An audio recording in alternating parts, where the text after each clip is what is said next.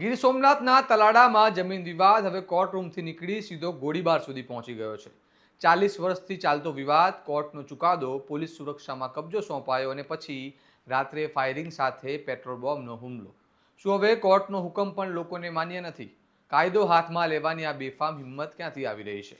જાવંત્રી ગામમાં બનેલી ઘટનાએ સમગ્ર પંથકમાં ભય અને રોષનો માહોલ ઊભો કર્યો છે। આવો વિગતે વાત કરીએ સમગ્ર મામલા વિશે આ અહેવાલમાં। નમસ્કાર, હું ચિરાગ વર્ષાબેન, આપ જોઈ રહ્યા છો સ્વમાન। જાવંત્રી ગામમાં હુસેન બાજરાણીના વડવાઓએ લગભગ 40 વર્ષ પહેલા મોહમ્મદ હુસેન કાસમ મોરીના પરિવારને વાવવા જમીન આપી હતી। સમય જતાં કબજો પરત ન મળતા મામલો કોર્ટ સુધી પહોંચ્યો અને કોર્ટે હુસેન બાજરાણીના પક્ષમાં ચુકાદો આપતા 19 ફેબ્રુઆરીના રોજ પોલીસ સુરક્ષા સાથે જમીનનો કબજો સોંપ્યો હતો। પરંતુ આરોપ છે કે આ વાત સામે પક્ષના સ્વીકાર્ય ન હોવાથી ગઈ રાત્રે લગભગ 11 વાગે પીડિતના ઘરે આવી 4 રાઉન્ડ ફાયરિંગ કરવામાં આવ્યું અને પેટ્રોલ બોમ્બ વડે ઘર સળગાવી દેવામાં આવ્યું। આ હુમલામાં પીડિત પરિવારના એક વૃદ્ધા દાઝી જવાની ઘટના પણ સામે આવી છે। તલાલા પોલીસે ઘટનાની જાણ થતાં જ સ્થળ પર દોડી આવી અને એફઆઈઆર નોંધી તપાસ શરૂ કરી છે। સાંભળો પીડિત હુસેન બાજરાણી શું કહી રહ્યા છે। તમારું નામ? હુસેનભાઈ બાજરાણી। રાત્રના 10 સાડા 10 વાગ્યાનો ટાઈમ હતો। અમે જમીને ઊભા થયા હતા, અમારા પરિવાર સહિત અમે બૈરા પછી અંદર સુવા ગયા। અમે બહાર બેઠા હતા, તો આમાંથી સામેથી ફાયરિંગ આવી લે। ફાયરિંગના 4 અવાજ થયા। એક અમારો જીવ બચાવવા બાબત અમે અહીંથી ભાગ્યા તો સામેથી 4-5 જણા આવ્યા, 6-7 જણા। એ મારે બોટલોના પેટ્રોલની બોટલોના પેટ્રોલ બધું મારવા માંડ્યા। અમે પછી ભાગીને તો પછી વાણ પથ્થર મારો ને બધું અમારે કર્યું કે અમે વ્યા ગયા બરાબર। અમારા બૈરા હતા એ અમારા બૈરાની અમારી પાછળ આવતા હતા। પછી અમે આગળ દોડ્યા હતા। પછી એમાં એક બૈરા અમારા ડોશીમાં હતા, એ પડી ગયા।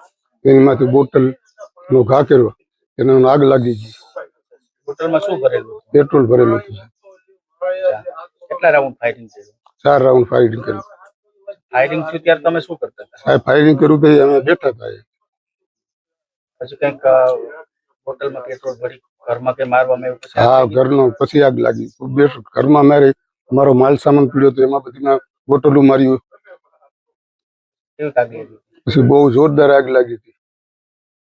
શું આ જમીન કોની હતી? શું વિવાદ હતો? આ જૂની અમારા બાપ દાદાની જમીન હતી। મારા બાપ દાદા હતા ને, એ આ ભાઈનો વાવવા દીધી હતી બરાબર। વાવવા દીધી હતી એમાંથી આ ભાઈ કે ઘરની કરી ગયા બરાબર। પછી અમારે એની માટે કેસ આલ્યો। આ બદલ પેલા અમારા આ રીતની અમે કેસ જીતા હતા ને, ત્યાં આ રીતનું ફાયરિંગ થયું હતું અમારી માથે। જમીનનો કબજો ક્યાંક સોંપવામાં આવ્યો હતો ત્યારે? અમારે 19 તારીખે સવારમાં સોંપવામાં આવ્યો હતો પોલીસ હસ્તક।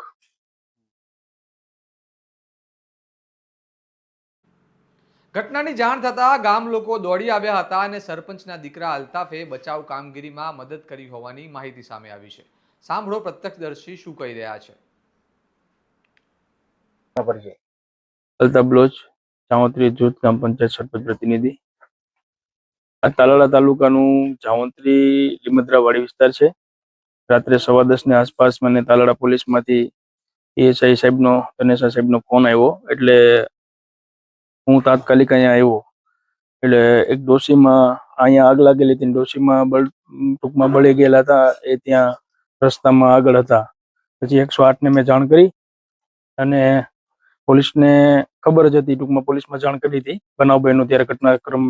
તો 108માં ડોશીમાને મોકલાય તો 108 આવે પેલા પોલીસે માનવતા દર્શાવી અને તાલાળા પોલીસે ડોશીમાને પીસીઆરમાં 112માં હોસ્પિટલ રવાના કર્યા।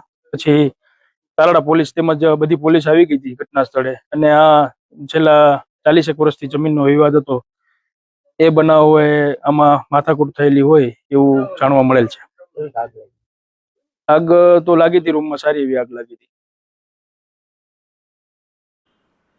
પરંતુ હવે સવાલો વધુ ગંભીર બન્યા છે। જ્યારે કોર્ટનો સ્પષ્ટ આદેશ હતો અને પોલીસ સુરક્ષા હેઠળ કબજો અપાયો હતો, તો પછી આટલી મોટી હિંમત કેવી રીતે થઈ? શું આરોપીઓને ખાતરી હતી કે કંઈ જ નહીં થાય? તાલાલામાં છેલ્લા સમયમાં વધતા ગંભીર ગુનાઓ પોલીસની કામગીરી પર પણ ગંભીર સવાલો ઊભા કરે છે અને સૌથી મોટો પ્રશ્ન, જો કોર્ટનો ચુકાદો અને પોલીસની હાજરી છતાં ગોળીબાર અને આગચંપી થાય છે તો સામાન્ય નાગરિક પોતે કેટલો સુરક્ષિત અનુભવે? શું કાયદાનો ડર ખતમ થઈ ગયો છે? હવે જોવાનું રહ્યું કે પોલીસ આરોપીઓ સુધી કેટલી ઝડપથી પહોંચે છે, શું ધરપકડ થાય છે અને શું કડક સંદેશ જાય છે કે નહીં તો લોકોમાં વિશ્વાસ ખતમ થતો સ્વાભાવિક છે. આપ શું માનો છો? આવા મામલામાં ઉદાહરણરૂપ કડક કાર્યવાહી જરૂરી નથી? તમારું મંતવ્ય અમને કમેન્ટ બોક્સમાં જણાવો અને આવા જ વિશ્લેષણવાળા સમાચાર માટે સ્વમાનને લાઇક, શેર અને સબસ્ક્રાઇબ કરવાનું ભૂલતા નહીં. નમસ્કાર.